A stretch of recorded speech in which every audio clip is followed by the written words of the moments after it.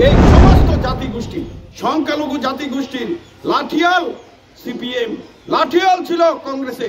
আজকের দিনে বলতে চাই, এই রাজ্যে ধর্মনগর থেকে সাবরুম পর্যন্ত যে সংখ্যালঘু জাতিগোষ্ঠী যে লাঠিয়াল হিসেবে ব্যবহৃত হয়েছে, এই দুই পার্টির কাছে সবচেয়ে বেশি জেলে গিয়েছে সংখ্যালঘু মানুষ, সবচেয়ে বেশি অত্যাচারিত হয়েছে সংখ্যালঘু মানুষ, সবচেয়ে বেশি রাজনৈতিক খুন হয়েছে সংখ্যালঘু মানুষ, সবচেয়ে বেশি অর্থনৈতিক অনুন্নত ছিল সংখ্যালঘু মানুষ।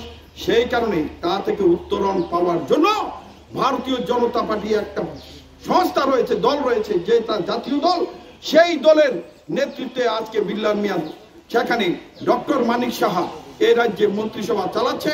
উনাকে এই রাজ্যের মানুষ আজকের দিনে বিশ্বাস করে, উনার প্রতি আস্থা রয়েছে, উনার প্রতি সমর্পণ রয়েছে। সংখ্যালঘু মানুষের উনি দরদি হিসেবে উনাকে চিহ্নিত রয়েছে। ওনার ছোটবেলা থেকেই উনি সংখ্যালঘু মানুষের সাথে বড় হয়েছে, সেখানে শান্তিপাড়া উনার জন্ম। উনি কিন্তু ওখানেই তার সংখ্যালঘু মানুষের সাথে উনি উঠা বসা করে বড় হয়েছে।